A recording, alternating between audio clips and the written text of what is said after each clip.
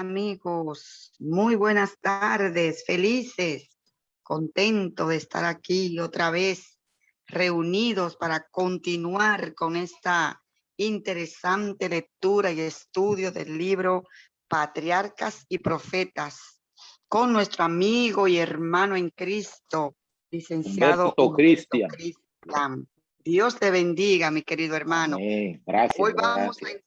a entrar ya la pareja que se casó el otro día, pues ya tiene un par de niños. Exacto. Entramos al capítulo 16, Jacob y Esaú. Mi hermano, cuando guste. Bien, buenas tardes, un placer estar aquí. Yo prefiero que me digan Humberto Cristian Plain, así sin ningún título ni nada, porque realmente yo soy Humberto Cristian Pérez. Copiado. Sí, muchas gracias. Entonces, el capítulo de hoy a mí lo leí con detenimiento y entonces me impresionó. Tiene mensajes profundos, tiene lecciones para cada uno de nosotros. Hay cosas que nosotros tenemos que asimilar, interiorizar, internalizar de este capítulo. Así que vamos a orar, porque no es un capítulo largo, vamos a orar para iniciar inmediatamente con su lectura. Dios Todopoderoso, muchas gracias, porque tú tienes cuidado de informarnos, de explicarnos, de racionalizar con nosotros las cosas para que nos sirvan de guía, de lección, para que no nos extraviemos en el camino. Gracias por el espíritu de profecía, oh Padre, y gracias por la bendición de poder estudiar. En el nombre y por los méritos de Jesús. Amén. Bien, como estaba diciendo Dulce, en el capítulo pasado dejamos a la gente casándose. En el capítulo de hoy, que es el capítulo 16, entramos a la vida de los hijos, de los dos hijos de la gente del capítulo 15, de Isaac y Rebeca. Jacob y Esaú, los hijos gemelos de Isaac y de Rebeca, agrego yo, presentan un contraste sorprendente, tanto en su vida como en su carácter. Esta desigualdad fue predicha por el ángel de Dios antes de que nacieran. Cuando él contestó la oración de Rebeca, le anunció que tendría dos hijos y le reveló su historia futura, diciéndole que cada uno sería jefe de una nación poderosa, pero que uno de ellos sería más grande que el otro y que el menor tendría la preeminencia. Esaú se crió deleitándose en la complacencia propia y concentrando todo su interés en lo presente. Contrario a toda restricción, se deleitaba en la libertad montaraz de la casa y desde joven eligió la vida de cazador. Sin embargo, era el hijo favorito de su padre. El pastor tranquilo y pacífico que había sido Isaac se sintió atraído por la osadía y la fuerza de su hijo mayor, que corría sin temor por montes y desiertos y volvía con caza para su padre y con relatos palpitantes de su vida aventurera. Jacob, reflexivo, aplicado y cuidadoso, pensando siempre más en el porvenir que en el presente, se conformaba con vivir en casa, ocupado en cuidar los rebaños y en labrar la tierra. Su perseverancia paciente, su economía y su previsión eran apreciados por su madre. Sus afectos eran profundos y fuertes, y sus sentiles e infatigables atenciones contribuían mucho más a su felicidad que la amabilidad bulliciosa y ocasional de Esaú.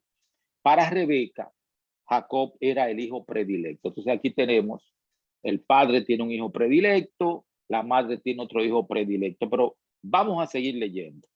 Las promesas hechas a Abraham y confirmadas a su hijo eran miradas por Isaac y Rebeca como la meta suprema de sus deseos y esperanzas.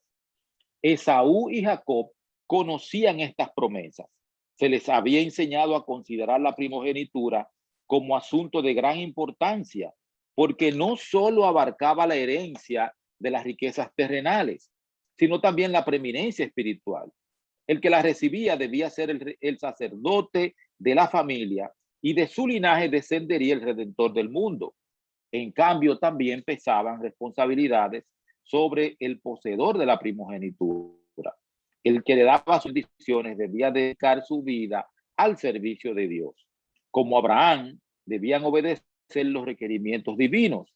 El casamiento, en las relaciones de familia y en la vida pública, debía consultar la voluntad de Dios.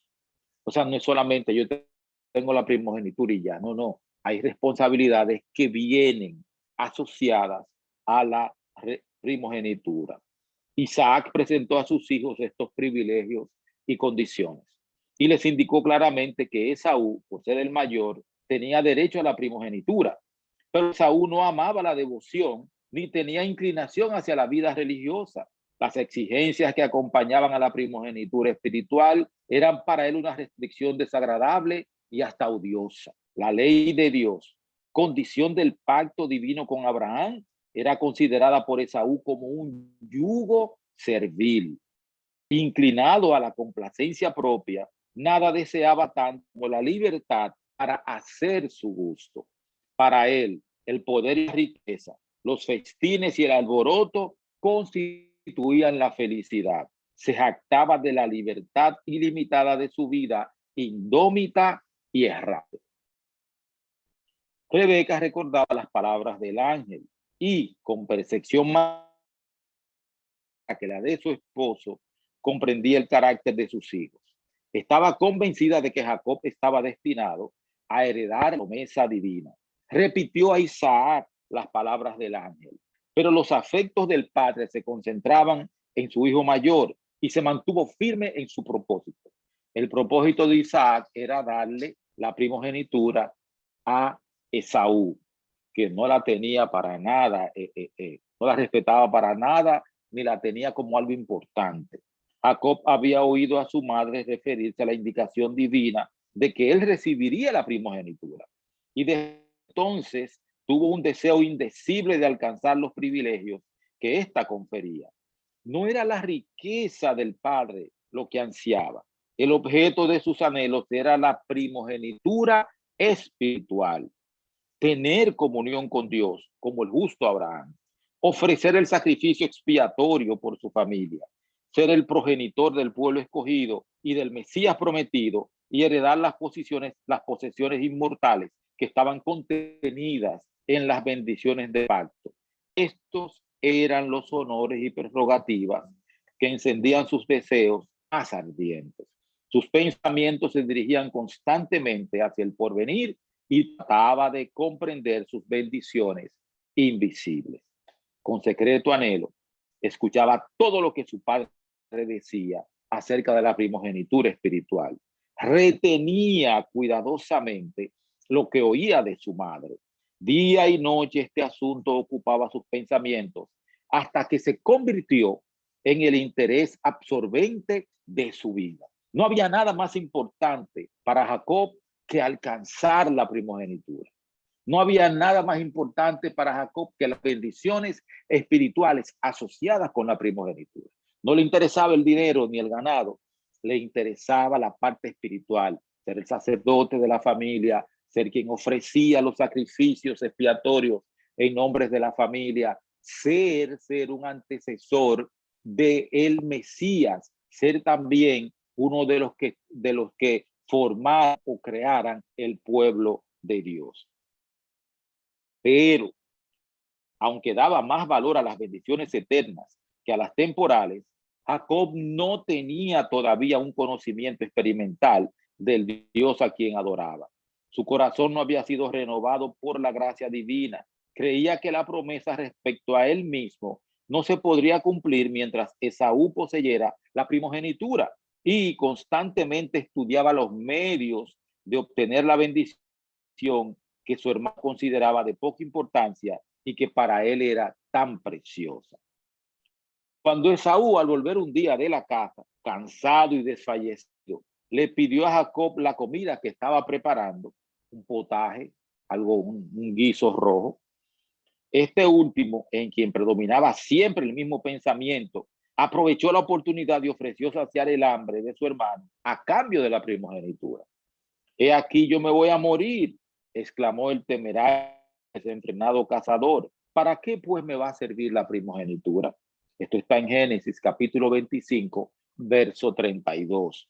Y por un plato de lentejas se deshizo de su primogenitura y confirmó la transacción mediante un juramento.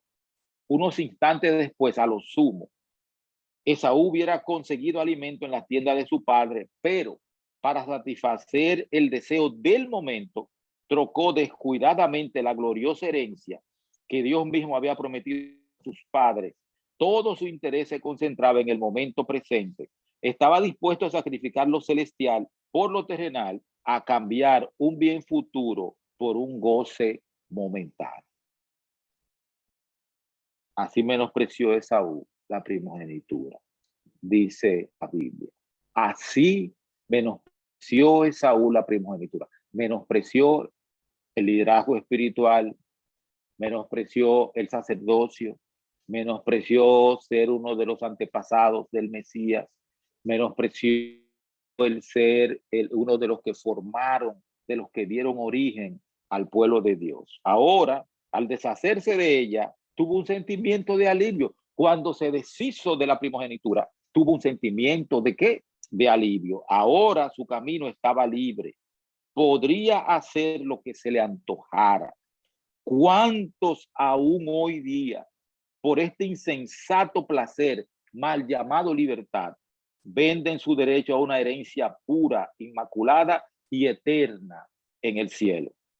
Sometido siempre a los estímulos exteriores y terrenales, Esaú se había casado con 2 mujeres de las hijas de Et. Estas adoraban dioses falsos y su idolatría causaba amarga pena a Isaac y Rebeca. Esaú había violado una de las condiciones del pacto que prohibía el matrimonio entre el pueblo escogido y los paganos. Pero Isaac no vacilaba en su determinación de conferirle la primogenitura. Las razones de Rebeca, el vehemente deseo de Jacob de recibir la bendición, la indiferencia de Esaú hacia sus obligaciones, no consiguieron cambiar la resolución del padre. Pasaron los años hasta que Isaac, anciano y ciego, y esperando morir pronto, decidió no demorar más en dar la bendición a su hijo mayor. Pero conociendo la resistencia de Rebeca y de Jacob, decidió realizar secretamente la solemne ceremonia, escondido. En conformidad con la costumbre de hacer un festín en tales ocasiones, el patriarca mandó a Esaú, como nos dice en Génesis capítulo 27, sal al campo y cógeme caza y hazme un guisado para que te bendiga mi alma antes que muera. Rebeca adivinó su propósito. Estaba convencida de que era contrario a lo que Dios le había revelado como su voluntad. Isaac estaba en peligro de desagradar al Señor y de excluir a su hijo menor de la posición a la cual Dios le había llamado. En vano había tratado de razonar con Isaac, por lo que decidió recurrir a un... Apenas Esaú se puso en camino para cumplir su encargo, empezó Rebeca a realizar su intención. Refirió a Jacob lo que había sucedido y le apremió con la necesidad de obrar enseguida para impedir que la bendición se diera definitiva e irrevocablemente a Esaú. Le aseguró que si obedecía sus instrucciones, obtendría la bendición. Aquí tenemos ya Sara había en el pasado tratado de ayudar a Dios, ¿se acuerdan? Cuando casó, hizo que Abraham tuviera un hijo con Agar. Y aquí vemos otra vez, ahora en la siguiente familia, en la que siguió después, a que Rebeca está haciendo lo mismo. Está tratando de ayudar a Dios.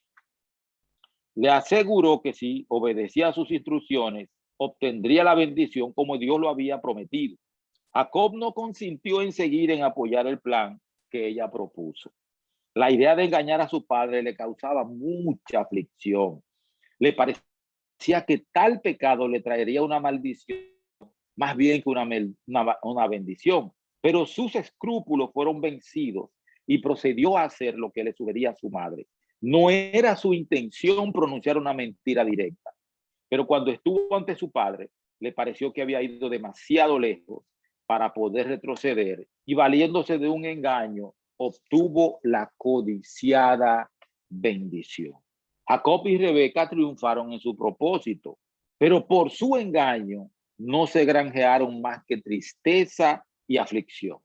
Dios había declarado que Jacob debía recibir la primogenitura, y si hubiesen esperado con confianza hasta que Dios obrara en su favor, la promesa se habría cumplido a su debido tiempo. Pero como muchos que profesan hoy ser hijos de Dios, no quisieron dejar el asunto en las manos del Señor. Rebeca se arrepintió amargamente del mal consejo que había dado a su hijo, pues fue la causa de que quedara separada de él y nunca más volviera a ver su rostro. Cuando Jacob salió huyendo de Esaú y se fue a la casa de Labán, a la casa del hermano de Rebeca, fue la última vez que Rebeca vio a su hijo amado, a Jacob. Nunca más se volvieron a ver. Rebeca murió sin volver a ver a su hijo. Desde la hora en que recibió la primogenitura, Jacob se sintió agobiado por la condenación propia. Había pecado contra su padre, contra su hermano, contra su propia alma y contra Dios. En solo una hora se había acarreado una larga vida de arrepentimiento. Esta escena estuvo siempre presente ante él en sus años postrímeros, cuando la mala conducta de sus propios hijos oprimía su alma. Una cadena. Engañé a mi padre, me engañaron a mí, Labán lo engañó muchísimas veces. Y luego en sus hijos se vio los resultados de haber engañado a su padre. Ni bien hubo dejado a Jacob la tienda de su padre, entró Esaú. Aunque había vendido su primogenitura y confirmado el trueque con un solemne juramento, estaba ahora decidido a conseguir sus bendiciones, a pesar de las protestas de su hermano. Con la primogenitura espiritual estaba unida la temporal, que le daría el gobierno de la familia y una porción doble de las riquezas de su padre. Eran estas bendiciones que él podía, eran estas bendiciones que él podía valorar. Levántese mi padre, dijo, y coma de la casa de su hijo para que me bendiga tu alma. Temblando de asombro y congoja, el anciano padre se dio cuenta del engaño cometido contra él. Habían sido frustradas las caras esperanzas que había albergado durante tanto tiempo y sintió en el alma el desengaño que había de herir a su hijo mayor. Sin embargo, se le ocurrió como un relámpago la convicción de que era la providencia de Dios la que había vencido su intención y había realizado aquello mismo que él había resuelto impedir. Se acordó de las palabras que el ángel le había dicho a Rebeca, y no obstante el pecado del cual Jacob ahora era culpable, vio en él al hijo más capaz para realizar los propósitos de Dios. Cuando las palabras de la bendición estaban en sus labios, había sentido sobre sí el espíritu de la inspiración, y ahora, conociendo todas las circunstancias, ratificó la bendición que sin saberlo había pronunciado sobre Jacob. Yo le bendije y será bendito. Esaú había menospreciado la bendición mientras parecía estar a su alcance. Pero ahora que se le había escapado para siempre, deseó poseerla. Se despertó toda la fuerza de su naturaleza impetuosa y apasionada, y su dolor e ira fueron terribles. Gritó con intensa amargura: bendíceme también a mi padre mío. ¿No has guardado bendición para mí? Pero la promesa dada no se había de revocar. No podía recobrar la primogenitura que había trocado tan descuidadamente por una vianda con que satisfizo momentáneamente el apetito que nunca había reprimido. Vendió Esaú su herencia, y cuando comprendió su locura ya era tarde para recobrar la bendición. Hebreos 12, 16 y 17 dice: no halló lugar de arrepentimiento, aunque la procuró lágrimas. Esaú no quedaba privado del derecho de buscar la gracia de Dios mediante el arrepentimiento, pero no podía encontrar medios para recobrar la primogenitura. Su dolor no provenía de que estuviese convencido de haber pecado, no deseaba reconciliarse con Dios. Se entristecía por los resultados de su pecado, no por el pecado mismo. A causa de sus indiferencias a las bendiciones y requerimientos divinos, la Escritura llamó a Esaú profano. Lo repito, a causa de su indiferencia hacia las bendiciones y requerimientos divinos, la Escritura llamó a Esaú profano. Representa a aquellos que menosprecian la redención comprada para ellos por Cristo y que están dispuestos a sacrificar su herencia celestial a cambio de las cosas perecederas de la tierra. Multitudes viven para el momento presente sin preocuparse del futuro. Como Esaú exclaman, comamos y bebamos, que mañana moriremos. Son dominados por sus inclinaciones y en vez de practicar la abnegación, pasan por alto las consideraciones de más valor. Se trata de renunciar a una de las dos cosas, la satisfacción de un apetito depravado o las bendiciones celestiales prometidas solamente a los que practican la abnegación de sí mismos y temen a Dios, prevalecen las exigencias del apetito. Dios y el cielo son tenidos en poco. Vuelvo a leerlo. Son dominados por sus inclinaciones y en vez de practicar la abnegación, pasan por alto las consideraciones de más valor. Si se trata de renunciar a una de las dos cosas, la satisfacción de un apetito depravado o las bendiciones celestiales prometidas solamente a los que practican la abnegación de sí mismos y temen a Dios, prevalecen las exigencias del apetito y Dios y el cielo son tenidos en poco. ¿Cuántos aún entre los que profesamos ser cristianos se aferran a goces perjudiciales para la salud que entorpecen la sensibilidad del alma? Cuando se les presenta el deber de limpiarse de toda inmundicia del espíritu y de la carne, perfeccionando la santidad en el temor de Dios, se ofenden.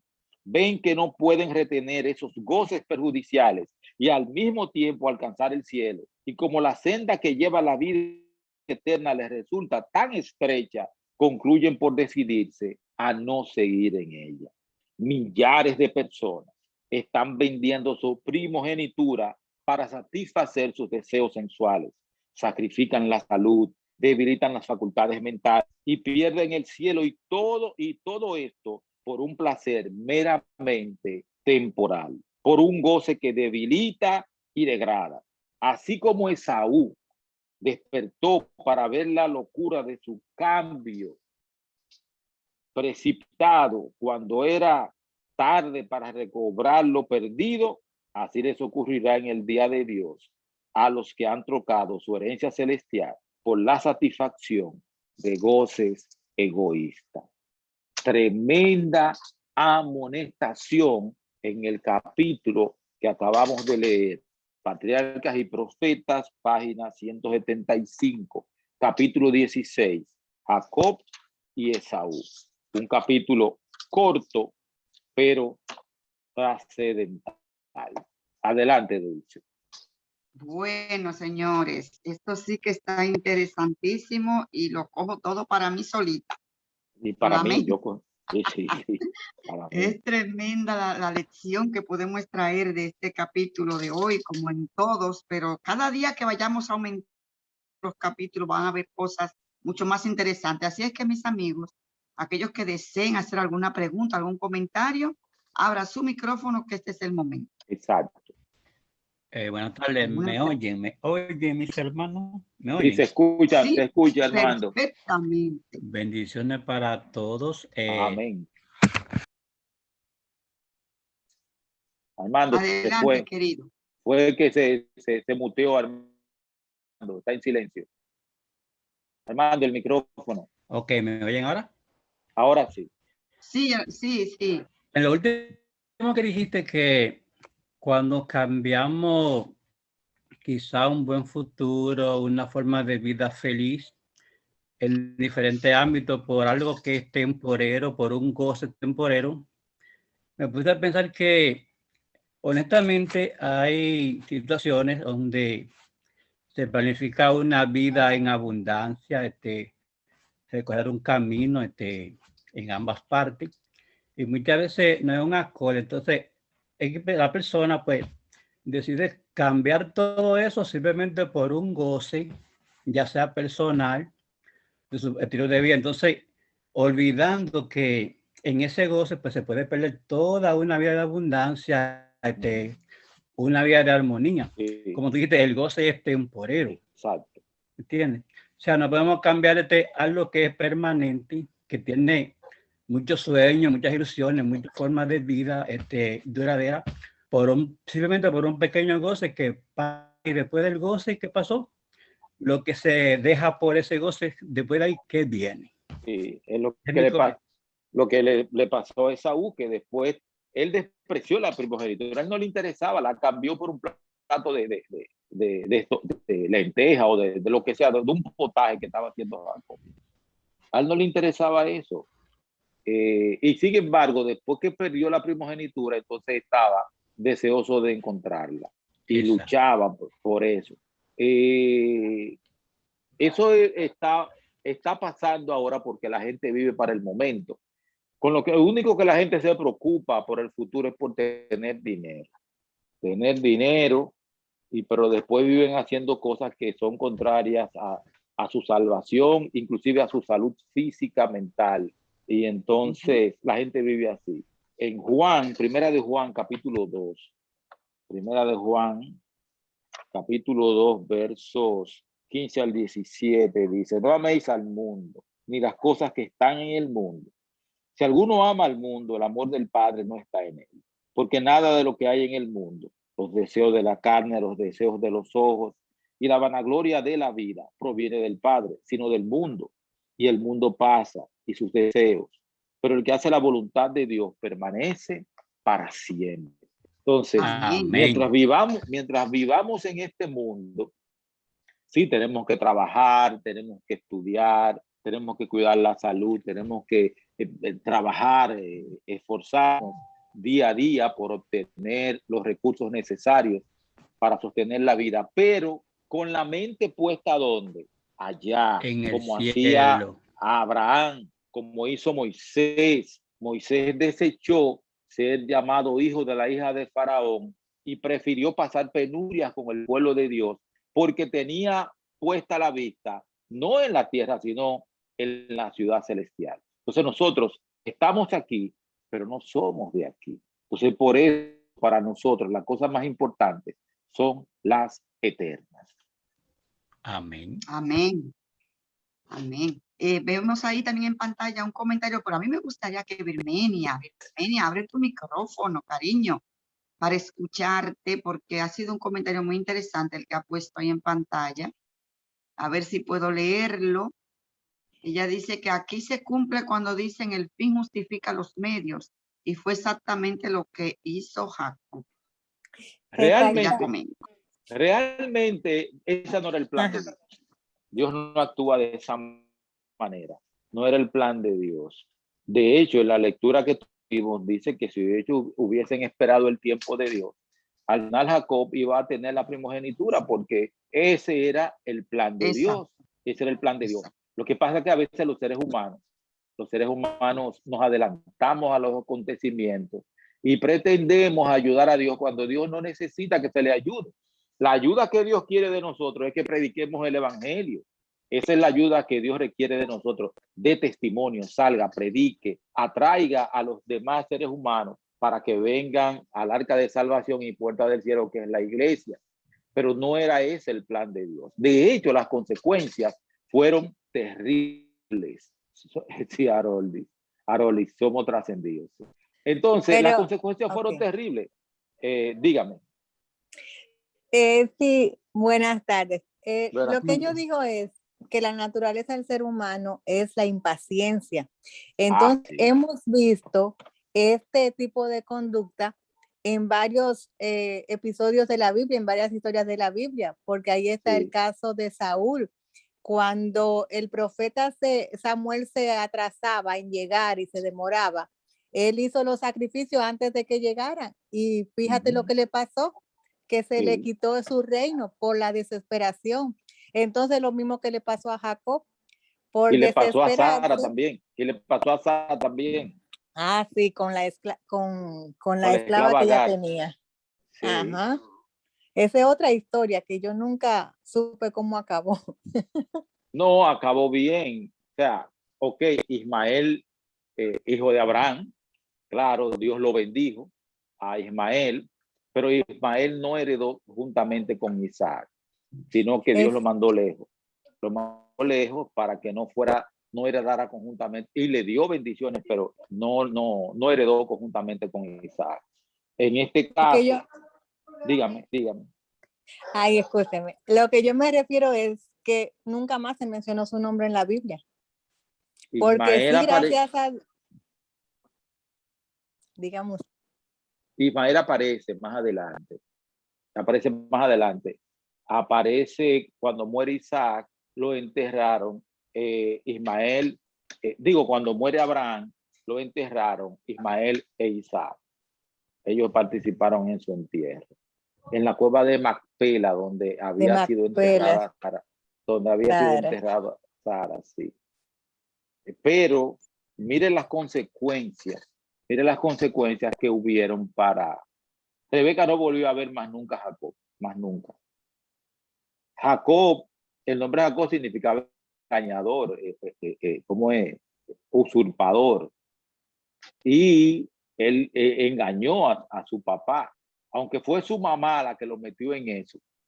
Y él reluctantemente lo hizo. Él no quería, pero él engañó a su papá y tuvo que abandonar su tierra, tuvo que irse. Hay una diferencia grande en este asunto, y es que cuando él huía de Esaú, que iba para hacia donde Labán, él se acostó una noche y puso de camino para Harán, y puso una piedra de almohada y tuvo el sueño de la escalera, donde los ángeles subían y bajaban, y ahí él tomó la decisión de que el Dios de Abraham y de Isaac iba a ser su Dios. Eso no evitó que Labán lo engañara varias veces.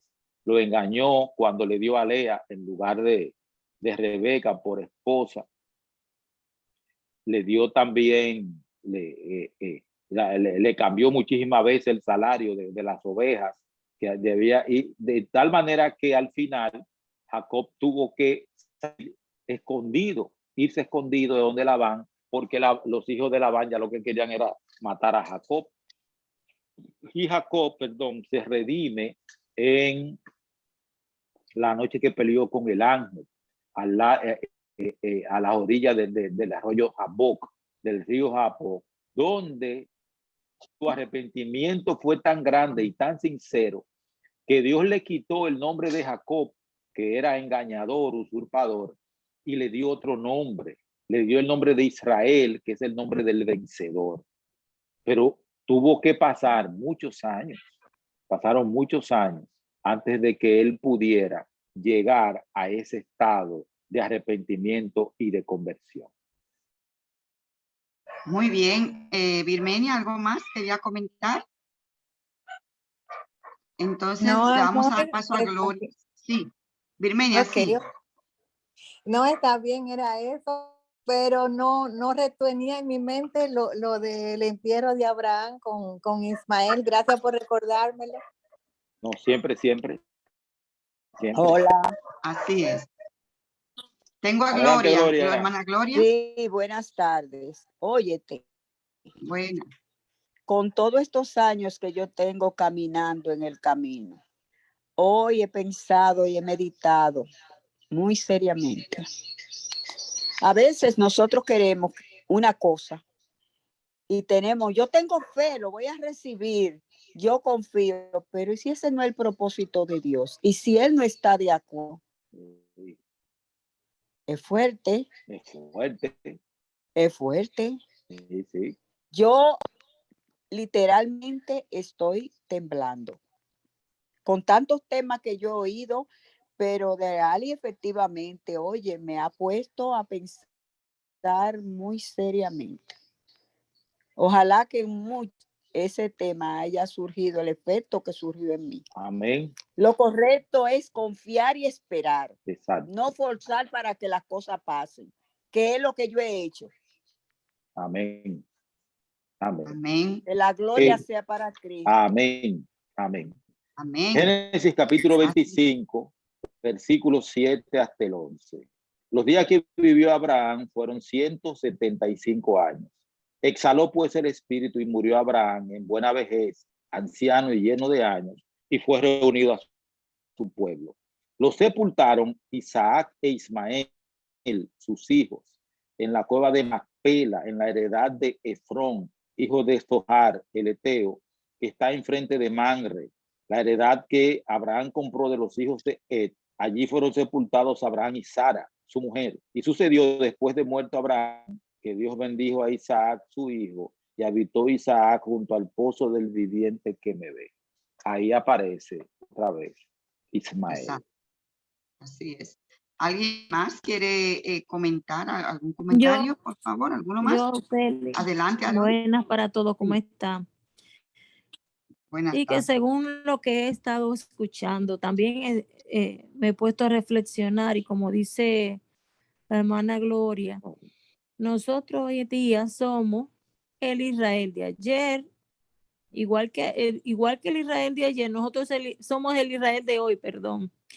Entonces, según nuestra necesidad de hoy día, nosotros pedimos y pedimos y pedimos, pero no esperamos la voluntad del Señor, siempre estamos de trascendido, como yo dije ahorita. Entonces, a veces nosotros queremos hacer nosotros, entonces yo me pongo a pensar qué clase de fe, cuando ya Cristo está a la puerta y nosotros que nos decimos hijos del Señor, somos igualitos que cualquiera del mundo.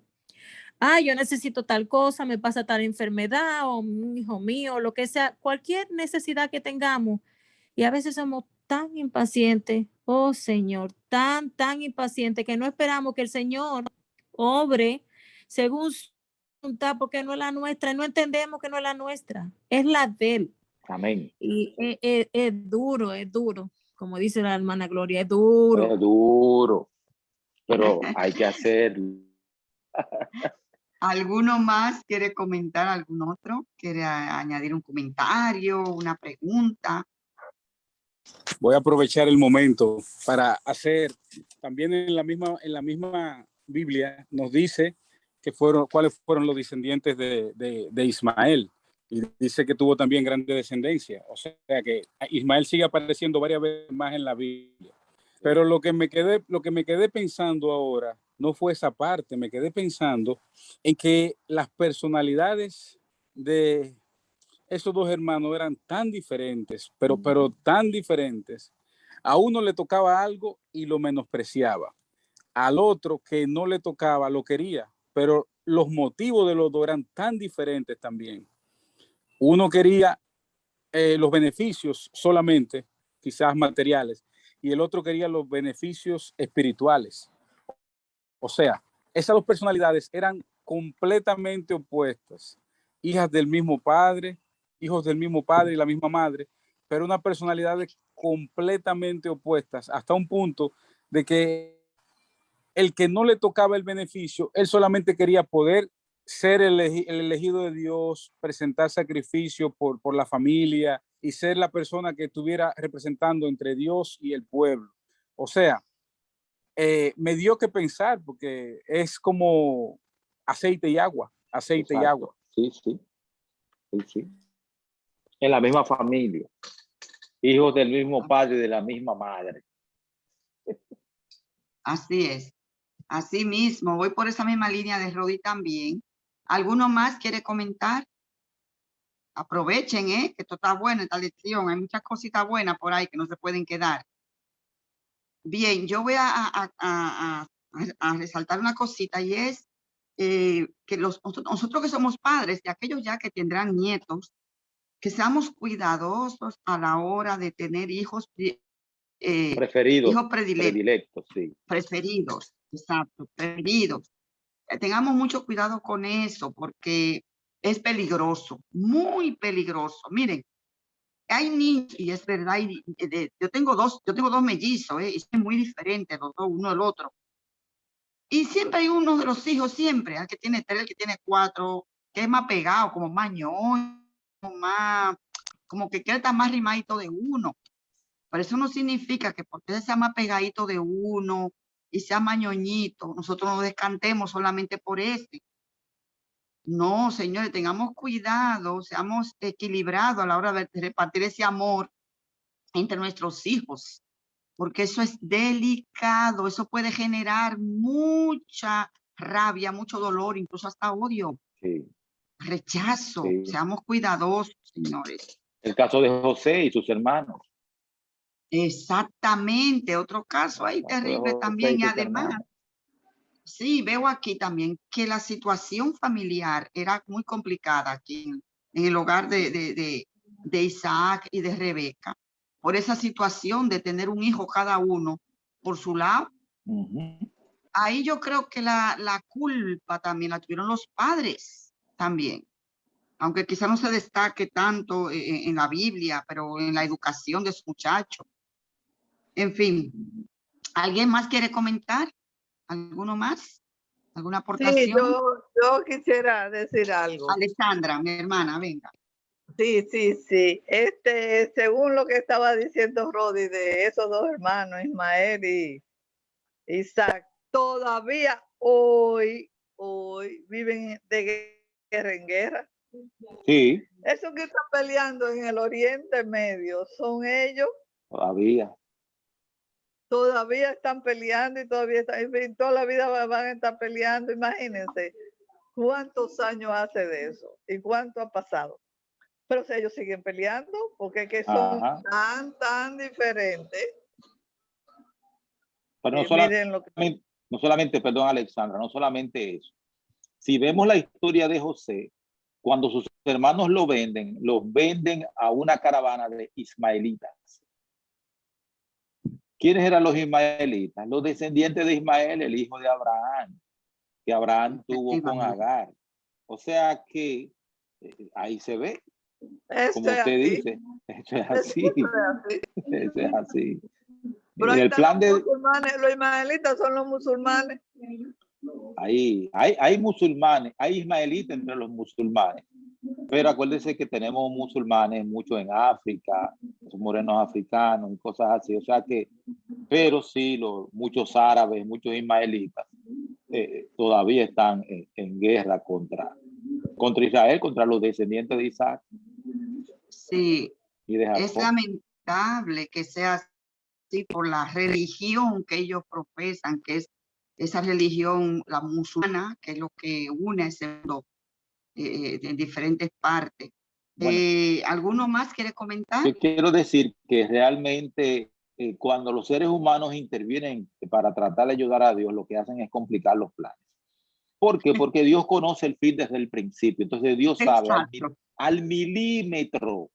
Dios sabe al milímetro lo que va a suceder. Si usted se mete en el medio, entonces usted, ¿cómo es? Usted desbarata el plan de Dios. Ismael no estaba en el plan de Dios. Dios sabía que iba a suceder porque Dios conoce el fin desde el principio, pero el plan era que, perdón, que Abraham tuviese un hijo. Por eso le dijo, en Isaac te será llamada descendencia. O sea, Ismael no tenía por qué aparecer. Agar tenía que haber sido siguiendo esclava tranquilamente. Si Sara no se pone de creativa. Y como Rebeca también se puso creativa, entonces, ¿qué resulta? Que no volvió a ver más nunca a su hijo, y su hijo pasó muchísimo trabajo. Sí, Sara lo que quiso fue ayudar a Dios. Exactamente. Como estaba diciendo a Rodi ahorita, esperemos la voluntad de Dios. Exacto. Pero Sara cometió el error y después entonces estaba peleando. Pero ella fue que cometió el error de hacer la cosa y no esperar la voluntad de Dios. Hermano, y cuando esperamos la voluntad de Dios vemos maravillas, pero cuando no queremos esperarla, mire, fracasamos. Yo hubiese sido Abraham y le digo, no se va. Usted fue que me metió en este lío. Fue usted que me metió en este berenjenal. Pero el ángel de Jehová, fue el ángel de Jehová que le dijo, sácalo. Yo lo voy a proteger, de preocúpate. Porque Sara estaba regada, Sara regada. Sí. Y una mujer regada. Una situación familiar. No, una mujer regada en una casa, una cosa terrible. Es mejor vivir en un rincón del terrado que con mujer rencillosa en una casa espaciosa. Dice la Biblia, no lo digo yo. Oh, Señor. Wow. ¿Alguno más quiere comentar? El tiempo va avanzando. Aproveche sí, el momento. Tengo otra actividad ahora. Sí, vengan. Bueno, pues, ¿alguien más? Si no, vamos a concluir. Yo concluyo también, haciendo así un pequeño resumito. Nosotros tenemos que aprender a confiar y saber esperar en Jehová. Amén. Que Dios me enseñe eso a mí. Exacto. No, es que vamos a pedirlo. Vamos a pedirlo. Señor, ayúdame a confiar, a ser paciente y esperar en ti. Y otra leccioncita que saco también es que nosotros no cambiemos. Pidámosle a Dios que nos ayude a no cambiar nuestra salvación, nuestra redención por los placeres de este mundo, que son pasajeros. Mira, el mundo ofrece tantas cosas, Dios mío, y ahora más. El mundo nos ofrece muchísimo a todo el mundo, a lo que somos creyentes como a los que no somos creyentes. Pero nosotros que tenemos esta bendita esperanza en Cristo, nuestra redención está cerca. Ya Jesús va a venir. No nos involucremos en las cosas del mundo a tal punto que perdamos la salvación. Tengamos cuidado y leamos otra vez este capítulo. Les recomiendo que lo vuelva a releer porque es muy bueno. ¿De acuerdo? Así es que, bueno, Humberto, pues, ya hemos concluido y vamos a orar. Gracias a Dios por este capítulo tan interesante, tan poderoso, Señor. Ayúdanos a encaminar nuestras vidas para hacer tu voluntad, esperar en ti. Paciente esperé a Jehová, que ese sea nuestro moto, Señor, que nosotros podamos esperar pacientemente a que tú obres en nuestras vidas. En el nombre de Jesucristo. Amén. Amén. Amén. Buenas tardes. Hasta el jueves. El jueves, Humberto, el jueves tenemos, creo, una sorpresita, pero vamos a esperar en Dios que se nos dé. Avísenme si no hay fe de Jesús para yo, porque sí. Hay una semana de oración donde yo quiero participar. No, hay fe de Jesús, espérese, hay fe de Jesús. Pues está bien entonces. Ok, nos vemos, mis hermanos. Muy bien, nos vemos, señores. Gracias.